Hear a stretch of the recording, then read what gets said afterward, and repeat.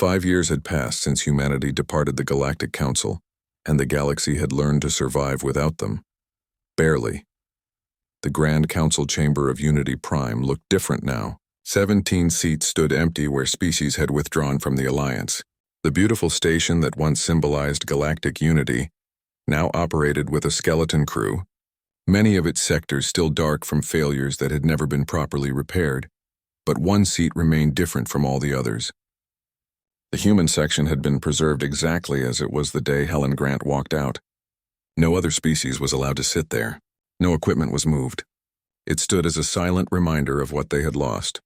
Krell was old now. His bronze scales had faded to a dull copper, and his forearms moved with the slowness of age.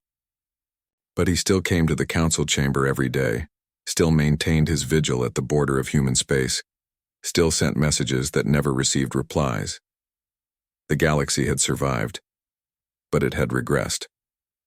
Medical science had stagnated at the level of knowledge humans had left behind. Technology advanced slowly, if at all, without human innovation driving progress. The problems that once seemed routine now took months or years to solve. A new generation had grown up in the post-human era. Young beings who had never met a human, who knew them only from stories and historical records. To them, humans seemed almost mythical. The species that could cure any disease, build anything, solve any problem. They sounded too good to be true, but their elders knew better. They remembered. On Torvian Prime, now governed by a coalition that had overthrown the old leadership, there was a museum dedicated to human contributions. It displayed the medical equipment that had saved millions, the power systems that had transformed their world, photographs of human engineers and doctors who had worked alongside Torvians for decades. The most visited exhibit was a video recording of Captain Ryan Blake performing surgery. Young Torvian doctors watched it repeatedly, studying his techniques, trying to understand his methods. But there was something in the way he worked, a creative problem-solving approach that they could observe but never quite replicate. An old Torvian physician named Dr. Calvin gave tours of the museum. He had worked with Ryan during the humans' final days in the galaxy. He knew he was leaving, Calvin would tell visitors. He knew we would struggle without him. He worked himself to exhaustion trying to teach us everything he could in just a few days. Why did they have to leave? Young students would ask. Calvin's answer never changed. Because we told them to. Because we feared their success and resented their help. Because we were fools.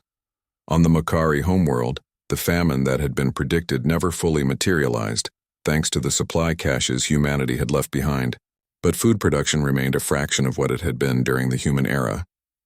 The Makari had learned to farm again using traditional methods, techniques their ancestors had used centuries ago. It was harder, less efficient, but it was theirs. And there was a certain pride in that self-reliance, even if it came at the cost of progress. The Council had tried everything to contact humanity. Official delegations had been sent to the border dozens of times. All were turned away by the same automated systems. Messages were transmitted daily. None were answered. 10 years ago, Krell had proposed something radical, a complete repeal of Resolution 7749. The idea was to formally restore all human rights and privileges, to issue an official apology, to beg them to return. It took 3 years to build consensus, but finally the measure came to a vote. This time the result was unanimous. Every single member species voted to repeal the resolution, to admit their mistake, to plead for humanity's return. The message was crafted carefully, translated into English with help from Linda Cole and the few other humans who had stayed behind. It expressed regret, acknowledged the Council's errors, and offered humanity full restoration of all rights plus significant additional privileges. Krell himself recorded the final plea. "We were wrong," he said into the camera, his voice heavy with age and sorrow. "We let fear and pride destroy the greatest partnership our galaxy had ever known. We hurt you because we did not understand you. We rejected you because we could not accept that you were simply better at many things than we were. Please," he continued, and there were tears in his old eyes, "please consider returning. The galaxy needs you, not just your technology or your medicine. We need your hope, your creativity, your refusal to accept that problems cannot be solved. We need humanity." The message was transmitted to human space with every communication protocol available. Then the Council waited, 3 days later, a response arrived. The first direct communication from humanity in 5 years. Every council member gathered in the chamber to hear it. Hope and fear mixed in equal measure. The face that appeared on the screen was Helen Grant, now elderly herself but still carrying the same calm dignity she had shown on her final day in the council. She sat in a comfortable office, Earth visible through a window behind her, and she spoke with the kindness of someone who had long since moved past anger. "Members of the Galactic Council," she began, "we received your message and your offer. We appreciate the gesture. We harbor no anger toward any of you. We understand that fear and misunderstanding drove your decisions, not malice." Krell felt hope surge in his chest, but Helen's next words crushed it. "However, we must respectfully decline your offer. Humanity has spent 5 years building a new path, one that does not involve the Galactic Council. We have found something in these years that we never had before. Peace." She paused, letting that word sink in. "In the Council, we were always trying to prove ourselves, always working to justify our presence, always walking on eggshells, worried that our success would breed resentment. And it did. The vote proved that our very existence created problems for other species. So we left," Helen continued. "And in leaving, we discovered that we do not need the galaxy to be complete. We have our own worlds, our own projects, our own dreams. We are happy. We are thriving. We are enough." She looked directly into the camera, and her expression was gentle but absolutely final. "You asked us to stay in our own solar system. We have honored that spirit by staying in our own space. You asked us not to disrupt your civilization. We have honored that by removing ourselves from your affairs. You have exactly what you voted for 5 years ago, a galaxy without human interference. We wish you all the prosperity and wisdom to build the future you envision," Helen said. "We truly do, but that future will not include us. We have closed that chapter of our history and moved on to write new ones. Goodbye, Galactic Council," she concluded. "May you find the peace and success that we have found in our own way. And please do not contact us again. This really is our final word." The transmission ended. The council chamber fell into absolute silence. No one spoke. No one moved. The reality of Helen's words settled over them like a heavy blanket. They had gotten everything they asked for. A galaxy without human disruption. A civilization built on their own terms. Independence from human innovation. They had also lost the greatest ally they ever had. Forever. Krell remained in his seat long after others had left. He stared at the empty human section, at that chair that would remain forever vacant. Humanity was not coming back. Not in 5 years. Not in 50. Not ever. The young species who had never known humans would grow old never knowing them. The galaxy would continue on its slower path, solving problems gradually, making progress incrementally. They would survive, but they would do it alone, without the species that had once looked at the stars and seen infinite possibilities, without the people who had treated every challenge as an opportunity, without humanity, and in that empty chair, preserved in the heart of the Galactic Council, stood a permanent monument to the day the galaxy learned an ancient human truth. Sometimes the greatest punishment is getting exactly what you asked for. Krell rose slowly, his old body protesting. He took one last look at the human section, then turned and walked away. Behind him, the empty chair remained, a silent witness to a choice that could never be undone. In the darkness beyond the border, humanity continued on without them. Building, growing, thriving in their own space, content with their own company. Finally, truly free. And the galaxy, shattered and alone, learned to live with the choice they had made. 6 months had passed since humanity departed, and the Galactic Council was fracturing like ice under pressure. Species that had stood united against human expansion now turned on each other, desperate to salvage what remained of galactic civilization. The Vaxel Dominion faced revolution. Citizens who had supported Resolution 7749 now marched in their streets, angry that their leaders had driven away the species that kept their world functioning. Zorath had been removed from his position, replaced by a council that blamed him for their suffering, even as they had cheered his victory half a year ago. The Torvian Assembly pulled out of the council entirely, declaring they would seek their own path forward.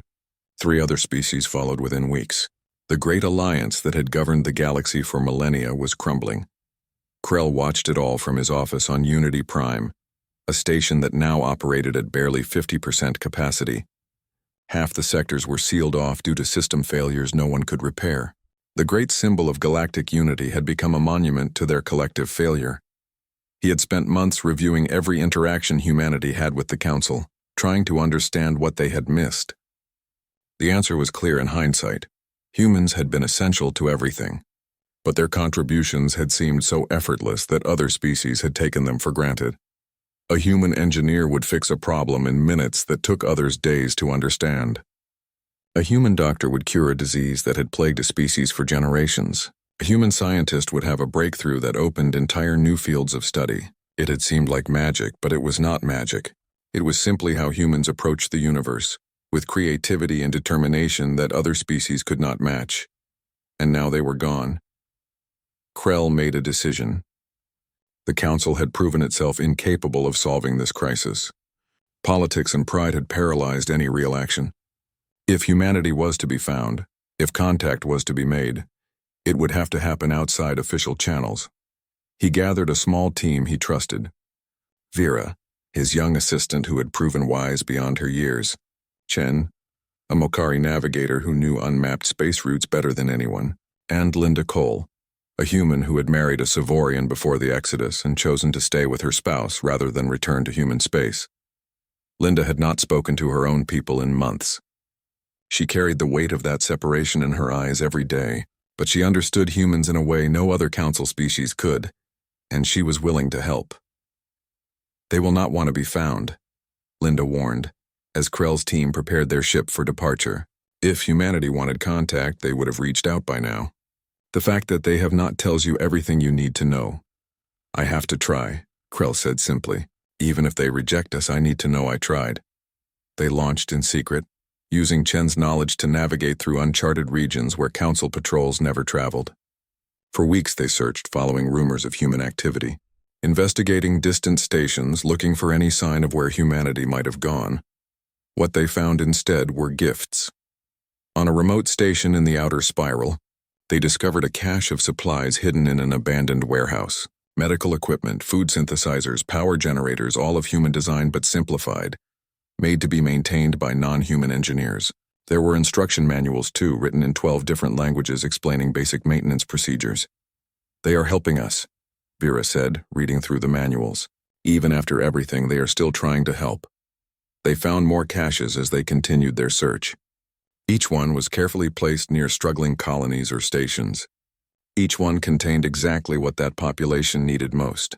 It was clear that humans were watching, monitoring the galaxy's distress and responding with anonymous aid. But there were no people, no human ships, no messages, no indication of where they had come from or where they had gone. At the 7th cache, Chen discovered something different. A small data chip hidden among the supplies marked with coordinates. When they followed those coordinates, they found a message beacon floating in deep space, far from any inhabited system. Linda activated it, and Paul Harris's face appeared on the screen. The engineer looked older than in his previous message, more tired, but his expression was gentle. If you are seeing this, it means you found the trail we left, Paul said. I want to be clear about something. These supplies are not a negotiation. They are not a way to bring us back. They are simply humanity's way of saying goodbye properly. He paused, gathering his thoughts. When we joined the galactic community, we came with hope. We thought we could be part of something greater, contribute to a civilization that spanned the stars. And for a while, that was true. We built things, healed people, solved problems. We did it because we believed in the dream of the Council. But the vote showed us the truth, Paul continued, his voice sad but firm. The Council did not want partners. They wanted servants. They wanted humanity's gifts, but not humanity itself. They wanted our innovations, but resented our ambitions. They celebrated when they thought they had put us in our place. We could have fought. We could have stayed and made things difficult. But that is not who we are. When someone tells you they do not want you, you respect that choice. You leave with dignity. Paul looked directly into the camera. These supplies are our final contribution to the galaxy we once called home. Use them well. Learn from them. Build the civilization you want without us. We truly do wish you success. But understand this, he said, his tone becoming firmer. Humanity is not coming back. We have found peace in our own space, building our own future. We do not need the council. We have discovered that we are enough on our own. The message shifted to show star maps, coordinates of more supply caches scattered across council space, enough to help struggling populations survive the transition period. Paul's voice continued. These locations contain everything you need to establish independence from human technology. Traditional methods, simple tools, knowledge that does not require human understanding. It will not be easy. It will not be as efficient as what you had, but it will be yours. The recording ended with Paul's final words. Take care of each other. Learn to rely on yourselves. And please stop looking for us. This is goodbye. The beacon shut down, its message delivered. Krell stood in silence, feeling the weight of that finality. Humanity was not hiding. They were not playing hard to get. They had genuinely moved on. Linda wiped tears from her eyes. He is right. They are not coming back. We need to accept that. The team returned to Unity Prime with their findings. Krell presented the message to what remained of the council. He showed them the supply caches, explained the pattern of human aid being delivered across the galaxy. They are still helping us, he told the assembled representatives, not because they want something from us, not because they seek reconciliation, but simply because that is who humans are. Even after we rejected them, they cannot stop themselves from trying to help. But they are doing it anonymously, Krell continued. They are giving us the tools to survive without them. They are teaching us to stand on our own, because they do not want us dependent. They do not want us coming back to them. They want us to succeed without them. The council chamber fell silent. For the first time, many representatives truly understood what they had lost. Not just technology or medicine or engineering expertise.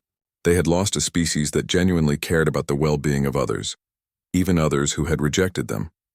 Zorath, attending the session as a disgraced former representative, stood to speak. I was wrong, he said quietly. I convinced this council that humanity was a threat. I believed we were containing their ambition.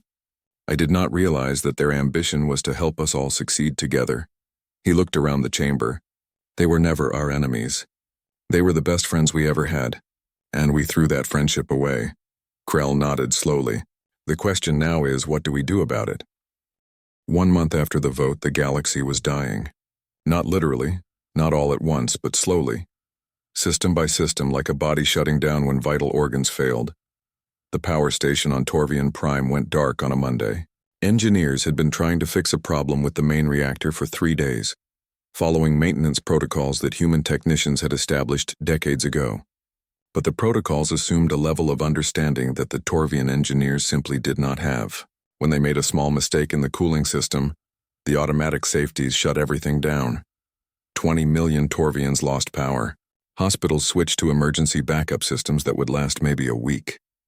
The Torvian government sent desperate requests across the galaxy, begging for experts who understood human-designed power systems. No one came. Every species in the council was facing similar problems. On the Zenthari colony ship Endless Journey, alarms screamed through the corridors. The vessel carried 15,000 colonists traveling to a new world, a journey that would take another 2 years. But the life support systems were failing, and the Zenthari engineers could not figure out why. Captain Nira stood on the bridge, her tentacles trembling with stress as she read the reports. The systems had been designed by human contractors from the Bennett Engineering Corporation. They were efficient, reliable, and nearly impossible for non-humans to fully understand. The air recyclers are operating at 60% capacity, her chief engineer reported. If we cannot fix them, we will have to wake only half the colonists at a time. The others will have to stay in stasis. Can we reach the nearest station? Nira asked. Yes, but they have no one who understands these systems either. The human engineers left 3 weeks ago. Nira made the hard choice. Half the colonists would remain frozen until they reached their destination. Families would be separated. Lives put on hold, all because the Endless Journey depended on technology they could not maintain without human help.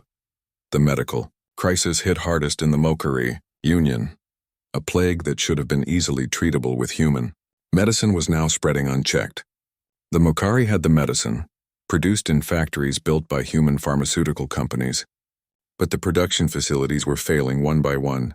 Dr. Talon, a Mokari physician, stood in his hospital watching patients die from diseases that had been eliminated from his world 10 years ago. He remembered Captain Ryan Blake, the human doctor who had worked in this very building until a month ago. Ryan had performed miracles here, teaching techniques that seemed impossible. Before leaving, Ryan had spent his final week training Makari doctors in emergency procedures. He had worked 20-hour days, barely sleeping, determined to give them every bit of knowledge he could. Talon remembered Ryan's last words. "I wish I could stay. I wish things were different.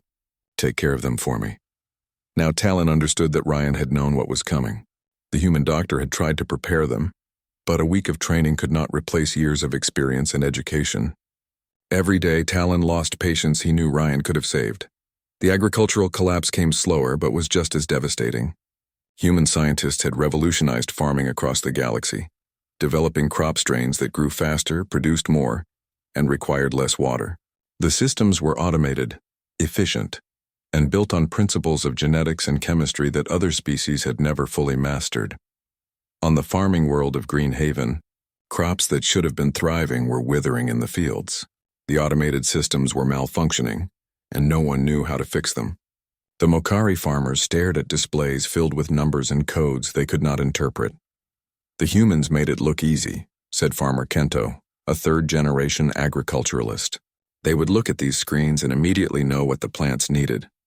We just followed their instructions. We never learned to see what they saw. Food shortages were predicted within 6 months, starvation within a year." In the council chamber, the emergency session had lasted for 3 days straight. Representatives who had not slept properly in weeks shouted at each other, trying to assign blame for a crisis that was spiraling beyond control. "We need to force them to help us," demanded Zorath, though his voice lacked its former confidence. "Send military ships to human space.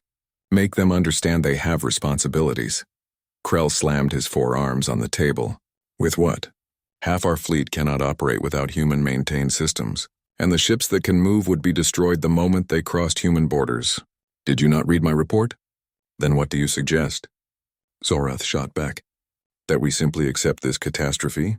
I suggest we accept responsibility for creating it," Krell said quietly. "We voted to remove humanity from our affairs. They have honored our wishes. This is what the galaxy looks like without them." The council fell into silence. Around them, the great station of Unity Prime creaked and groaned. Even here, in the heart of galactic government, systems were beginning to fail. The human engineers who had maintained the station's critical infrastructure were gone. Meanwhile, supplies were being discovered in unexpected places. A Torvian supply station on the edge of nowhere found containers of medical equipment appearing overnight. No ships were spotted, no deliveries logged. But suddenly they had the means to treat their sick. A Mokari farming community woke to find seed stocks of traditional crops, the kind their ancestors had grown before human innovation. There were instructions too, simple ones, showing how to return to older methods that were less efficient but more sustainable. A message beacon was discovered near one such supply drop. When activated, it showed the face of Paul Harris, a human engineer many species recognized. His message was brief and recorded weeks ago. "To whoever finds this," Paul said, his weathered face serious but not unkind. "We heard your vote. We understood what it meant. The Galactic Council made it clear that humanity's presence was unwanted, that our way of doing things disrupted the natural order you prefer." He paused, choosing his words carefully. "We are not angry. We are not seeking revenge. We simply recognize that you have chosen a path we cannot walk with you. These supplies should help you transition to independence. The seeds are heirloom varieties that require traditional knowledge, not human innovation. The medical equipment is basic but reliable. The tools are simple enough for anyone to use." Paul looked directly into the camera. "We came to the galaxy hoping to be part of something greater than ourselves. We shared everything we had, everything we knew, because we believed in the Council's vision of cooperation. But cooperation requires mutual respect, and your vote showed us where we stand. We wish you well," he concluded. "We hope you build the future you want, but we will not be part of it. Goodbye." The message ended. Species across the galaxy watched it and felt the weight of their choice. The humans were not hiding. They were not plotting revenge. They had simply accepted the Council's judgment and moved on. But moving on meant taking with them 2 centuries of accumulated innovation, knowledge, and capability. They had been the galaxy's problem solvers, the ones who saw challenges as opportunities. Without them, every problem became a crisis. Every crisis a potential catastrophe. On Unity Prime, as another system failed and emergency crews scrambled to implement repairs they barely understood, Krell stood at the window watching human space in the distance. The borders remained closed. The silence remained absolute, and the galaxy continued to unravel, one system at a time, learning too late what it had lost. 2 weeks had passed since the vote, and the galaxy was beginning to notice something strange. The usual hum of human activity had gone silent. Trade ships that normally filled the commercial lanes were absent. Communication channels that once buzzed with human voices carried only empty static. Krell, a senior member of the Savorian Empire's diplomatic corps, sat in his office reviewing reports. As a 4-armed reptilian being with bronze scales and sharp analytical mind, he prided himself on understanding patterns. And the pattern he saw now worried him deeply. He had tried to contact the Human Trade Office on Station Meridian. The response was an automated message. "This office is closed. Please direct all inquiries to Earth Central Administration." When he tried to reach Earth Central Administration, he got another automated response. "We are not currently accepting communications from Galactic Council members. Thank you." Krell's concern grew as more reports arrived on his desk. A Torvian medical facility sent desperate messages. The human doctors who had been treating a plague outbreak had vanished overnight, leaving only basic instructions that the local physicians could not fully follow. 3 patients had died already. The commercial hub at Crossroads Station reported that every human-operated business had closed. Shops were locked, warehouses emptied. Even the small restaurant where human cuisine had become popular was dark. The human owner had left a note on the door. "Thank you for your patronage. We are closed permanently." Something larger was happening, something the council had not anticipated. Krell decided he needed to see for himself. He assembled a small team and boarded his personal ship, setting course for the nearest major human settlement in neutral space. The journey took 3 days. When they arrived at the colony world of Haven's Rest, Krell expected to find a bustling human settlement of nearly 50,000 people. Instead, his ship's scanners showed something impossible. The colony was empty. Krell led his team down to the surface. They walked through streets that had been full of life just weeks ago. Houses stood intact, their doors unlocked. Gardens were carefully watered by automated systems. Public buildings showed no signs of damage or hurried evacuation. But there were no people. Not a single human remained. In the Central Administration Building, Krell found records that showed a methodical departure. Every citizen had been evacuated in an organized convoy. They had taken personal belongings but left the infrastructure intact. It was as if they had simply decided the colony no longer mattered and had walked away from years of work. "They planned this," said Vera, one of Krell's assistants, a young Savorian with keen instincts. "This kind of evacuation takes coordination. They must have been preparing for weeks, maybe months." Krell nodded slowly. The vote did not surprise them. They were ready for it. But why leave everything behind? Why not negotiate? He found part of his answer in the colony's medical center. Dr. Lisa Morgan's research facility had been the pride of this settlement, a place where human medical science pushed boundaries that benefited dozens of species. Krell had personally known 3 people whose lives had been saved by treatments developed here. The facility was pristine. Equipment worth millions of credits sat unused. But when Krell tried to access the research databases, he found them completely wiped. Every cure, every treatment protocol, every breakthrough that had not yet been published was gone. Only the most basic, already public information remained. "They took their knowledge with them," Vera whispered, horrified. Across the galaxy, other species were making similar discoveries. The Zenthari Collective found their colony ships experiencing system failures. Human engineers had designed and maintained these vessels for the past century. Without them, the Zenthari barely understood how their own ships worked. The Makari Union faced a different crisis. Human agricultural scientists had revolutionized their food production, developing techniques that fed billions. Now those scientists were gone, and the Makari farmers realized they did not fully understand the systems they relied on. Crop yields began dropping within days. On Unity Prime, the Council convened an emergency session. The chamber that had celebrated 2 weeks ago now filled with worried voices. Zorath stood at his podium trying to maintain control. "The humans are making a statement," he said, his voice less confident than before.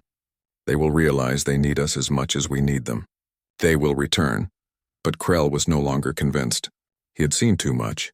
"I request permission to travel to human space, to attempt direct communication with Earth's government." The Council approved immediately, desperate for any contact. Krell's ship, carrying official Council representatives and a message of clarification about the resolution, set course for the border of human territory. The journey took a week. As they approached human space, Krell's communications officer suddenly announced they were being hailed. Hope surged through the ship. The message was automated but polite. "You are approaching restricted space. Humanity has withdrawn from galactic affairs. These borders are closed to all non-human vessels. Please adjust your course. This is your only warning." Krell tried to respond to explain they were official ambassadors seeking dialogue. The automated system repeated its message word for word, then fell silent. They tried to cross the border anyway. The moment Krell's ship passed the designated line, every system on the vessel shut down. Life support remained active, but engines, weapons, communications, and navigation all went dark. The ship drifted helplessly in space. After 10 minutes, system suddenly restored. Another message arrived. "You have been warned.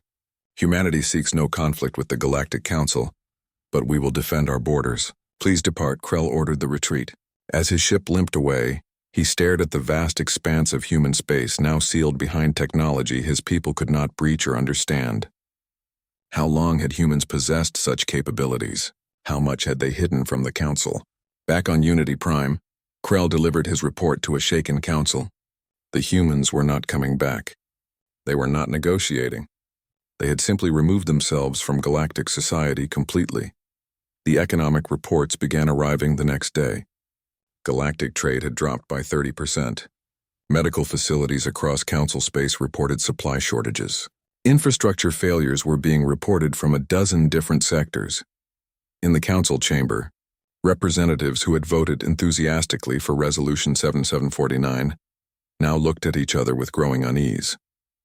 They had believed they were putting humanity in its place, teaching the upstart species a lesson about galactic order. Instead, they were beginning to realize that humanity had been holding up far more of that order than anyone had understood. The humans had not just participated in galactic society. In 2 short centuries, they had become essential to it, and now they were gone, leaving behind only empty colonies, locked databases, and a silence that grew louder with each passing day. Krell stood alone in the observation deck of Unity Prime, looking out at the stars. Somewhere out there, beyond borders his people could not cross, humanity continued on without them. And for the first time in his long life, the diplomatic veteran felt truly afraid of what the future might hold. The Great Hall of Unity Prime floated in the darkness of space, a massive station that held the dreams of 48 different species. Inside the main chamber, representatives from across the galaxy gathered for another council session. The room buzzed with translated voices, each species speaking through devices that turned their words into something others could understand. Ambassador Helen Grant sat in the human section, her hands folded calmly on the table before her. She had served Earth for 15 years in this position, watching as the council grew more and more uncomfortable with human presence. Today, she knew, would be different from all the others. The Vaxil representative stood at the center podium, his 3 eyes gleaming with satisfaction. His name was Zorath, and he had spent the last 2 years building support for what he called galactic balance. His tall, thin body swayed as he spoke, his voice carrying across the chamber. "Members of the council," Zorath began, "we gather today to address a matter of critical importance. Humanity has expanded too quickly, taken too much, and pushed too hard into territories that should belong to all of us. They arrived in our galaxy only 200 years ago, yet they already control more trade routes than species who have been here for millennia." Helen listened without expression. She had heard these arguments before. The other species feared human ambition, human creativity, human refusal to accept limitations. They saw Earth's children as disruptors of an order that had existed long before humans learned to leave their own planet. Resolution 7749 is simple, Zorath continued. Humanity will retain rights only to their original solar system. All colonies in neutral space must be abandoned. All trade agreements will be renegotiated through council oversight, and humanity's voting privileges in this council will be suspended until they demonstrate they can cooperate within established boundaries. A murmur ran through the chamber. Some species shifted uncomfortably. The Torvians, who had worked closely with humans for decades, looked distressed. But most of the representatives nodded in agreement. Helen watched as species after species stood to voice support for the resolution. The Savorian Empire praised it as necessary. The Makari Union called it overdue. Even smaller species who had benefited from human medicine and technology remained silent, unwilling to stand against the majority. The vote was called. Electronic signals flashed across the chamber's displays. 43 in favor, 4 against, 1 abstention. The resolution passed. Celebration erupted among the council members. Zorath raised his arms in victory. The Vaxil delegation embraced each other. Finally, they believed, the human problem was solved. The aggressive newcomers would be contained, controlled, put in their place. Helen Grant stood slowly. The room gradually quieted as delegates noticed the human ambassador rising to speak. They expected anger, perhaps threats, maybe desperate pleading. Instead, Helen's face remained calm, almost serene. "Thank you, council members, for making your position clear," she said, her voice steady and professional. "Humanity has heard your decision. We understand the message you have sent us today." She gathered her data tablet and a few personal items from her desk. "I want to express gratitude for the years of cooperation we have shared. The human delegation will be departing Unity Prime within the next few hours. We wish you all well in your future endeavors." Zorath frowned, confused by the lack of resistance. "You accept the terms, then?" Helen looked at him with an expression he could not read. "We accept that you have made your choice. Now we will make ours. Goodbye, Ambassador Zorath. Goodbye, Council." She turned and walked toward the exit, her footsteps echoing in the suddenly quiet chamber. The other human delegates followed her, moving with calm efficiency. No rushed movements, no angry glances back. Just a simple, dignified departure. Within an hour, every human on Unity Prime began packing. Scientists in the research wing carefully stored their experiments.